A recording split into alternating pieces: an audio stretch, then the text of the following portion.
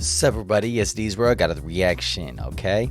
I'm about to react another one. Okay, this one says, should I be killed? Okay, I guess it's former Muslims, they changed to Christians. And they're talking about why they changed. Now this is gonna be interesting. Now it's around 22 minutes. And you know, I always interrupt and all that. So that's the way I like to think in my head and say what I feel about it, you know. Now there's some people I see right there in comments, they say, oh, you always interrupt, why you stopping it? It's like, dude, because this is my channel. If you don't like it, then watch somewhere else, man. Dude, go watch the original. Don't be tripping on me. Okay, that's the whole thing I'm trying to say. Why are you tripping on me? Oh, my bad. Hello. Yeah. So anyways, let's go right here. We're gonna watch this now. I just got my protein shake coffee, so I'm gonna be pumped up. All right, let's go straight into it then. Let's go. 2, 1. Let's get right into it. Okay. Robert, your challenge. What is your biggest challenge with the religion of Islam? What's your biggest challenge with it? You mean the biggest difficulty I see in it? I would say the biggest difficulty, because to me, I see it from a few different places, right? One, there's faith, meaning none of us have gone to heaven to see what heaven's going to look like. We're all taking a risk. All of us here are taking a risk. Either we're all going to be right, either we're all going to be wrong, or either one of us is going to be right, meaning one group's going to be right and the other's going to be wrong. But we don't know. That's faith, that's prayer. Yep, of course, all we've had about great faith. experiences in life to say, I had a connection with God. I had a moment with ... And then that's individual to us, right? So to me, it's faith, it's religion, it's enemies, it's common enemies. It's the challenges that's going on in the world, specifically with America as being, for the longest time, the greatest country in the world. What is affecting that? And then there's a few other things that we'll talk about into as well. So, but for me, it's more from the standpoint of when you've said you've read the Quran dozens of times. You've studied it, you've written about it, you've talked about it. Even I think the government used 2 of your books in 2011 that Wire talked about, right? I don't know what the 2 books were. I think one of them was about Prophet Muhammad and, So your background, you've been in this world. What is your biggest challenge and differences with the religion of Islam? Before it starts right here, Muslim, my bad. What is that the same? Islam, Muslim? Yeah, it's I know that they believe a God, and I know and everything else right there. But I'm just it's interesting to understand more, but this one is not believe it. It's actually they're just not with it no more. So let's just go with it. Let's see what they're saying. Why they're not with it no more. Well, probably the main thing is the sanctification of violence and the idea that God will bless and even calls upon the believers to commit acts of violence under certain circumstances. Like Rashid here is an ex-Muslim, and so under Islamic law, as it's traditionally and classically formulated, he would be put to death. Muhammad said, anybody who changes his religion, kill him. And it's still the position of all of the schools of Islamic jurisprudence, Sunni and Shia, that the apostate should be put to death. Now, obviously, This is not something that means that every apostate has to always go around watching himself, because you have to have somebody who's willing to do that. But those who do it, they think, well, now I have done something that Allah has commanded, and he will bless me for doing it. And me, myself, because I was standing up for the freedom of speech, 2015, Pamela Geller and I put on in Texas a Muhammad art exhibit and cartoon contest. And it was actually, we featured a lot of classic Shiite Persian art depicting Muhammad, as well as contemporary art that was from a more critical standpoint. And a couple of jihadis came from Phoenix, key members, actually, of the Islamic Community Center of Phoenix. One of them was featured in a recruitment video for them, and they tried to kill us. And so I actually would be also under a death sentence just for drawing Muhammad and for sponsoring people who do, which I did not in order to cause gratuitous insult, but to defend the freedom of speech and freedom of expression, which is the foundation of any genuinely free society. Daniel, what would you say? Just like when you think about that for a Muslim, is that the most beliefs or religion that's more about killing? You think so? I mean, if you think about it, because there's terrorists everywhere. I understand that though, but for this, is it pretty high right there to anybody else?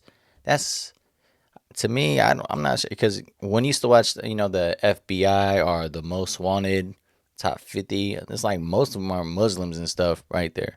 So anyway, let's go into it, man. Whew. And so he has his point. So let's keep going. Say to that. What's your response to that? Yeah, so just a few points here. Number one, it's interesting how we want to talk about Islam as a religion, but the religion is 95%, like what Jake mentioned. It's about worshiping God, being devoted to a righteous way of life, loving your neighbors, taking care of your parents. That's what 95% of Islam is about. Yes, there are criminal punishments, which we're going to discuss. There is conquest, there is war theory, there's all of this in Islam. But it's interesting how when a conversation is about Islam, we focus on that 5% instead of the 95% of what Islam is about. We don't see this kind of double standard with like Christians. So if you have someone like Matt Walsh is a traditional Christian. There's slavery in the Bible. There's punishment for blasphemers in the Bible. There's killing of heretics in the church tradition. There's no discussion of that with Matt Walsh, right? Or Ben Shapiro. There is killing of blasphemers in the Hebrew Bible. There is, punishments for apostasy in the Talmud. There's no discussion of that with Ben Shapiro. You can talk about, other values, and that's what the discussion focuses on. But the Islamophobic narrative is just lasering in on these specific topics, which is fine. We can discuss that, but I just want to note the double standard. So the other framing of this whole discussion that I want to put out here, though, is that I'm wondering, like this standard of, there should be no punishment for blasphemy, for example. Let's just put that out there. There should be no punishment for mocking and insulting a religion, attacking people's values. Is that coming from a Christian perspective? Is that coming from is that coming from the church tradition? Is that coming from the Bible? Because when we look at the Bible, we see in Leviticus, we see in Deuteronomy that blasphemers should be put to death. Even if you entice, the Bible says, if you entice like your son or your daughter or your wife entices you to worship other than God, then have no mercy. Put them to death without due process mentioned, without any kind of court or tribunal. The husband or the father should just immediately put them to death without mercy. That's what the Bible says. So when Robert wants to criticize Islam, I'm wondering, is that criticism on the basis of the Bible? Islam. Is that on the basis of the church tradition? Or is this a liberal, secular, modernist critique of Islam? So I want to know, am I debating or discussing with two Christians or two atheists or two liberal secularists? Like, that's a clarification that we need. May I? Yes. This is a very important clarification, and there are a couple of... Hey, man, the other guy before that, where is it right here? This one right here. He had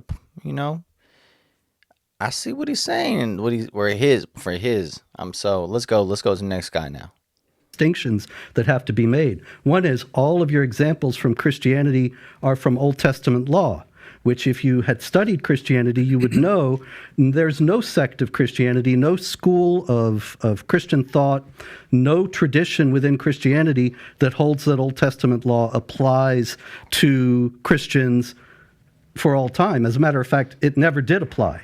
Even in Judaism, after the destruction of the temple in 70 AD, the rabbis redefined Judaism so that even they don't teach that those punishments have ongoing validity. So you're talking about something that nobody in mainstream Judaism or Christianity thinks is valid today versus something that unfortunately all too many Muslims do think is valid today.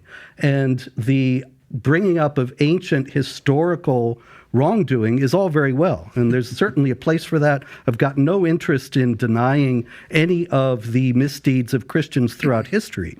But the problem that we have in Islam is that these passages of the Quran that are problematic, passages of Muhammad's traditions that are problematic, they are still considered to be in force. by very large numbers of Muslims, such that all the major terrorist groups around the world are Islamic groups. And you don't have any Christian terrorist groups saying Jesus is Lord and blowing people up. There's a reason for that. And the reasons have to do with the interpretative traditions in both religions. Can I comment? Yeah, go ahead, Please. Interesting. You know what? Hey, man, I'm going to be honest with you. I was thinking about to cut this and everything. I'm just going to go straight with this because it's 22 minutes. I was thinking to go, stop and then go half of it, then you do the second half. But, hey, I'm going to just go straight with it. Y'all good with that? I stay with it the whole time, man. Listen, this is interesting, man. Interesting. Let's go. Yeah, so I would ask Robert a very simple question that I think gets at what the real issue actually is. Do you believe that it's inherently immoral for an apostate to be put to death? Do I believe that it's inherently immoral Yes. for an apostate Is to it be put to inherently death? immoral? Well, I know this is some kind of trap, but in any case, No, I don't I'm just see any looking for reason. honesty on your part. That's all. You can always have honesty on my part. Everything I tell you is the truth. Okay, so go and ahead. the fact is that, I don't know. I tell you the truth. I You haven't don't know. thought about Wow. it. Okay, But- you haven't thought about it. Well, you're writing Yeah. all of these books on Islam how are talking you about criticizing apostasy, Islam? Right. and you don't even know if this is inherently immoral. That's quite shocking, No, Robert. I would say that I don't think that it's moral to put the apostate to death. So it's But immoral. As it comes to my books about Islam, I'm just reporting on what Islamic clerics and the Islamic tradition teaches about passages like when Muhammad says, if somebody changes his religion, kill him. So Yeah, but if you look, for example, in chapter 4, verse 89 of the Quran, in the critical Quran, where it says, if they turn renegade, then come and kill them wherever you find them, then I give Islamic authorities who actually say that this should be done. And that is something people need to know. Now, whether you're talking about in the ideal society, you have apostates put to death, I don't think so, because I believe in the freedom of conscience and the idea that of the dignity of the human person, which is a Christian concept that's not in Islam. You have in Islam, the unbelievers are the most vile of created beings, according to Well, one chapter issue at a 98, verse time. 6. One issue at a Yeah, time. So on. No, this is all. I still let's didn't talk get an about answer this if issue. it's- I understand, but inherently this is all the immoral? same issue. Whereas in Is it Christianity, inherently immoral? all people are equal in dignity as made in the image of God. And so in that sense, I would say, no, I don't think it is. So is it inherently immoral, yes or no? Can I Yeah. answer that? It is. It is. So when Deuteronomy, since you like to quote the Quran, when the Bible says this in Deuteronomy 13:6, if your brother, the son of your mother, your son of your daughter, the wife of your bosom, or your friend, who as your own soul secretly entices you, saying, quote, let us go and serve other gods, which you have not known, neither you nor your fathers, of the gods of the people which are all around you, near to you or far from you, from one end of the earth to the other end of the earth, you shall not consent to him or listen to him, nor shall your eye pity him, nor shall you spare him or conceal him, but you shall surely kill him. Your hand shall be first against him to put him to death, and afterward the hand of all the people, and you shall stone him with stones until he dies, because he sought to entice you away from the Lord your God, who brought you out of the land of Egypt from the house of bondage. So all Israel shall hear and fear, and not again do such wickedness as this among you. So Yes. let me finish. Let me I get comment your on the point. passage. So when your loving God, Jesus Christ, who you believe is God, who revealed the Old Testament and revealed this as a law for the people, and you said that it's inherently immoral for the punishment of apostasy to be death, then you are charging your own God and supposedly loving Jesus with immorality, Not sir. at all. If you don't see that contradiction and hypocrisy, It's not then in we the can't least. really do much for you. Well, it's not in the least contradictory or hypocritical. Yeah, well, Jesus, he just, for all that kind of stuff, he just more about for love, and it's not about, one that I'm just going little by little, because I'm going more about it, because look, I'm born a Catholic, and I'm still Catholic right now, but there's some things that I disagree for a couple things, though. Like I seen the Pope right there, he said, like if you have gay people, there's nothing bad about it.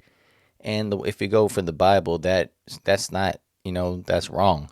I'm not saying whatever. If you want to be, if that's you right now, that's you. I have family that are they're gay, and I have no problem with it. But they're always just changing a lot of things year by year, man, and it's just going crazy. Especially with they had the Bible, this side and that side. It's basically the same thing, but they kind of switched just little things from that whatever. But anyways, yeah, man, let's go. Let's keep going. I always gonna stop all the time, but all right, let's go. Critical, because that is God actually ordering something directly. Was God wrong for that? Now, the question here is whether the Muslims, when they put people to death for apostasy today, are likewise authorized by God in some direct manner. Now, obviously, that's what matters. Yes, the question is... And it's not inherently immoral. It just matters what is the correct religion and whether or not God is actually revealing it. Yeah, if you study the Old Testament, you will actually find that there's a great deal of discussion about passages like that and whether they are actually commands by God, whether they were understood by the faithful, interpretations by the faithful.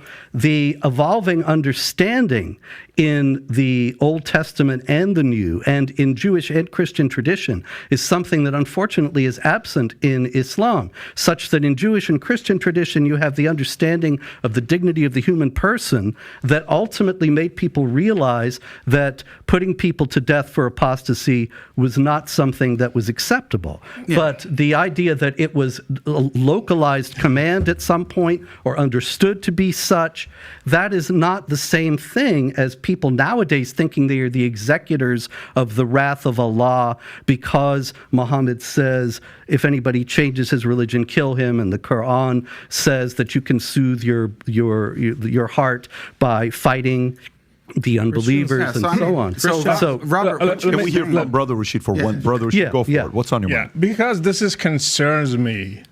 Do you believe I should be put to death? I believe that they do, though, man. If you all the stuff they got that kind of way, I heard about that. Go right there, Middle East, and the ones that believe that if you have a wife and if she she cheats, you can just stone her or kill her and everything that kind of way, and but little by little I could see, I think it's a couple years ago that women finally starting to drive. They couldn't even drive all the time, but finally they can drive now. But I think they have to have their husband to drive though. But so all right, let's keep going. Listen. The punishment for apostasy in a correct Islamic state is death. I believe that that's the correct... Let me finish. Let me just respond, sir. I believe that that is the correct punishment which has been revealed by God both in the Quran and the Bible. And for Robert to turn around let me finish. I asked you to believe I should be killed today. And I answered you, sir. Yes or no? I answered you. Yes or no? I answered you. I think he said yes. You want me to answer? I said. Yeah, you answered me. In a proper Islamic jurisdiction, an Islamic nation, all of the laws of Islam and the Sharia as revealed by God should be applied. So if we were in that kind of state, would you do it? Including I'm not the one that with proper due process, with a proper court hearing, just like any nation of laws. The laws of the Sharia should be applied, including the death penalty for not only apostates, but also blasphemers. You didn't answer me, yes or no? We did answer. Yes, we did answer. Yeah, so I should be killed. We did answer. I deserve to be killed because I left Islam and became a Christian. According to Islamic law, an apostate like you would be killed, yes. Okay, thank you. Dang.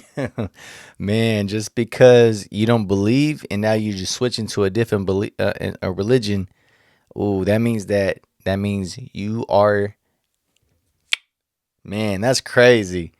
Shoes. All right, let's keep going.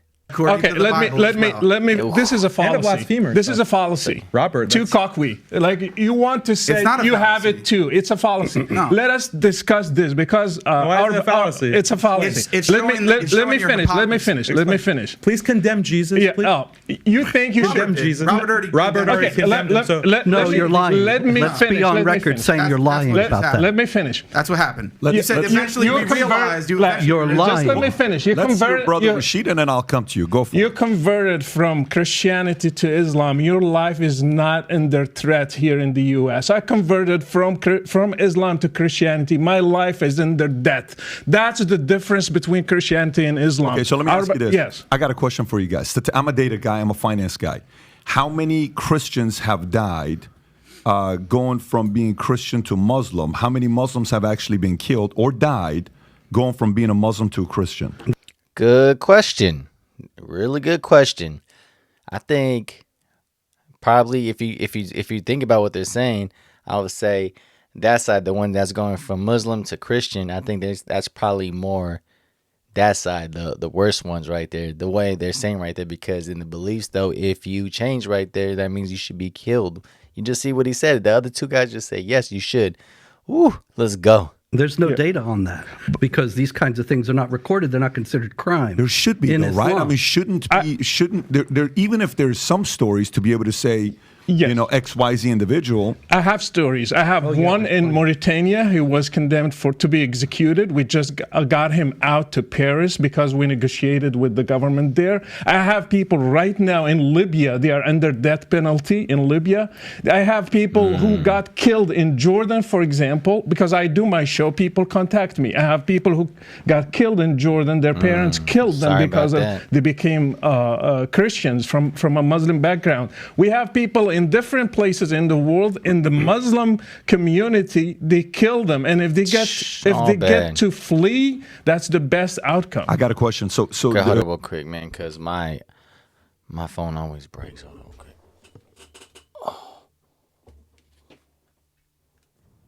real quick. While I'm studying this, there's also Daniel said something very interesting where the guidelines of Quran is based on the jurisdiction of the government, meaning where you live, the religion is follow whatever the laws are of that nation. Meaning, you can correct me. I'm just giving you what I've looked into. Does this mean these rules apply no matter where you live? Is that across the board, or is it's more stricter in certain Muslim nations than other Christian nations? Islam is to be applied forever on every place since the time of Muhammad until today. So Muslims are just seeking to be a majority one day, and if Muslims are majority today, these two brothers will witness my killing in front of people, and they will be happy cheering the crowds that I was killed. So Islam is to be... If U.S. became majority Muslim today, you would be killed. I will be killed. Sharia is to be applied everywhere, every time, and that's the biggest difference with Christianity, because Jesus came and he stopped the Old Testament. He stopped he didn't stone the lady who committed adultery. He said in the law, tooth for tooth, and he said, no, you turn the other cheek. Jesus stopped the Old Testament. They don't have a New Testament in Islam. They have worse than the Old Testament. They have something that Muhammad never corrected. So today we have to do jihad. Today we have to kill the apostate. Today we have to kill the person who doesn't pray, even a Muslim. If he stops praying, he should be killed. If he has no excuse, he should be killed according to Islam. I'd like to give them a chance. Man, that's crazy. So if you don't believe and you don't pray, I mean, if you don't pray, because I know you pray multiple times, right? I think you do like multiple times. I don't know, early, then late, and multiple times. But man, if you don't, then you're killed. Oh, that's a lot of. I mean, that's a lot of stress if you think about it. And what if you're a little kid, though, and then you don't understand, and then you do that? It's like, oh, you better stop. Damn, man. To respond, Daniel, what would you, because the point I think you were making was how that maybe doesn't apply based on what the countries are. And then he makes a good point about saying, but if U.S. eventually becomes majority Muslim, then that could be the criteria that we have to follow in U.S. What's your response to that?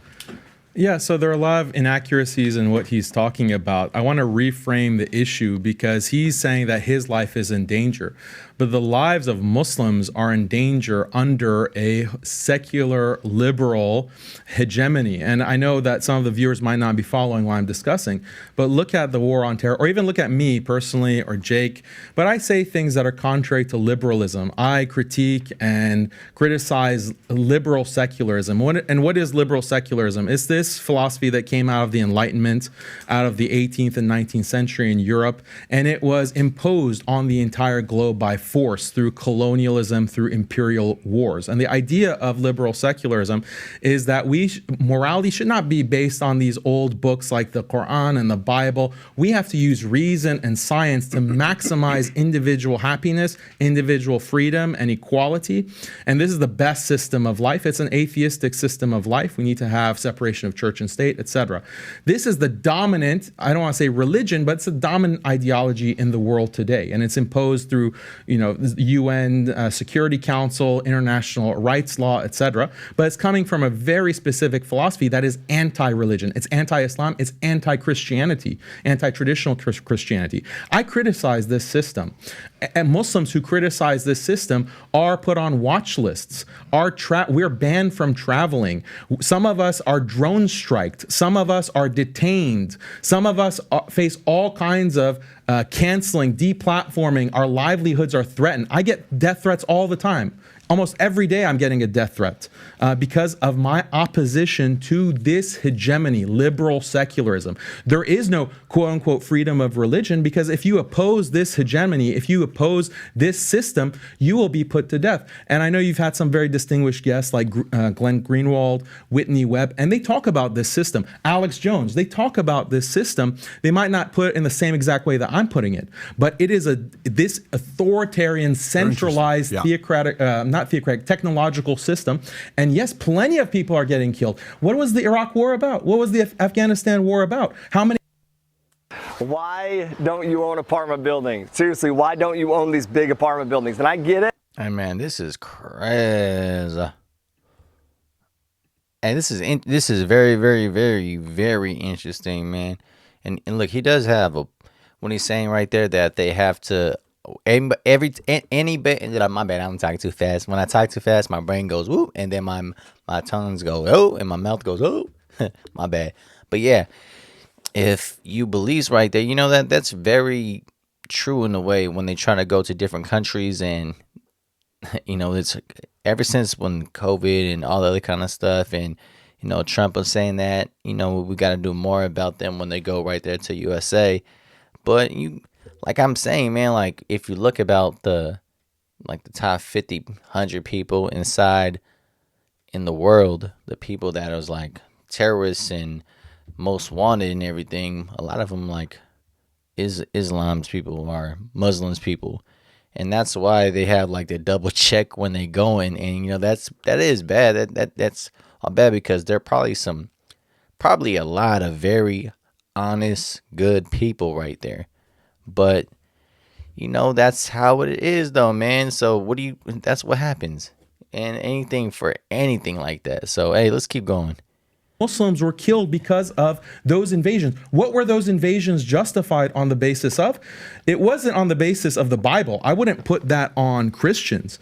I would put it on society, spreading freedom, spreading democracy, spreading liberal values, and quote unquote women's rights. That's what millions of Muslims in the past 20 years have been killed for, slaughtered, genocided because of this ideology. So yes, Muslims are under threat. Muslims are on far more threat than the few Christians here and there that might leave Islam to become Christian. Go for it. I don't know, man. I'm not sure. I mean, I gotta look up to see what he just said though. But like I said, probably going from different country to another country, yeah, you probably get a lot of stuff on it though. And I just told you my opinion, why I think that's why, because the things that we see all the times right there from the news and everything that kind of way. And then you see the most people that's top hundreds, top 50 people that's most wanted and all that kind of stuff and beliefs and everything else. So hey, let's finish it up. We're almost done. Well, in the first place, when it comes to secular liberalism, Daniel and I are completely in agreement. We're both against it. We both see that it's evil. And in that sense, you were talking about working together, finding common ground. That is the common ground that we have.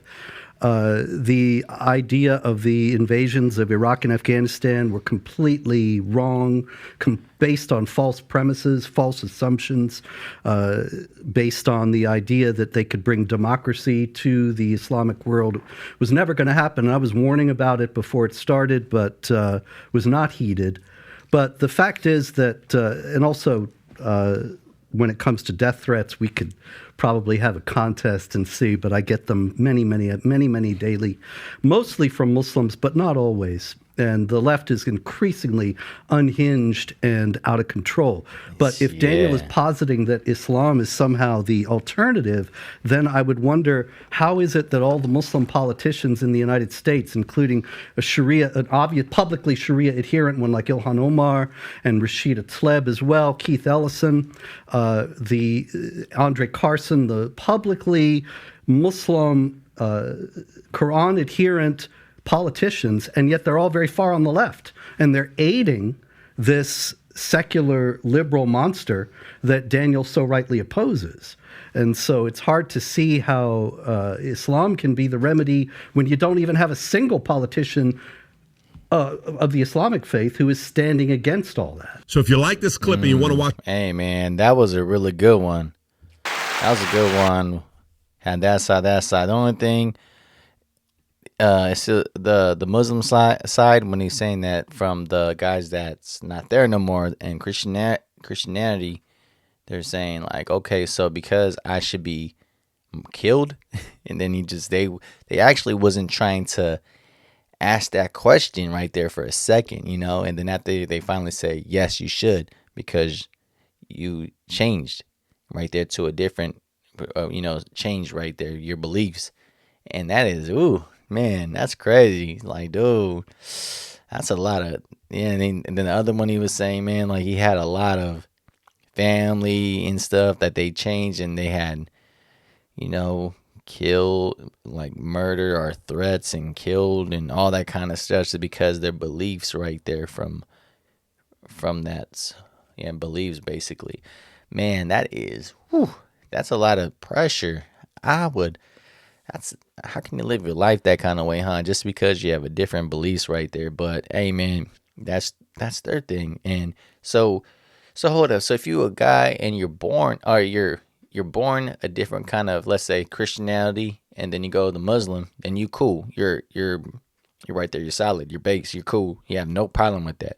But if you're Muslim and you switch right there to Christianity, that means you have the right there from the book with that you should be killed. Man, that's crazy, man. I don't know, that to me that's whew. Oh man, to me, I disagree with that, just because of that, just because you have your beliefs right there. But dang, man, all right, man. Well, tell me what you think about this, man. If anything to say right there, hit me in the comments, man. This is very interesting and great debate, man, both sides. But like I said, the one on that side, this one, the one with he was trying to switch right there. I think in my opinion, they got him. They got him in that one. Okay. All right, man. Next time, comment. Peace.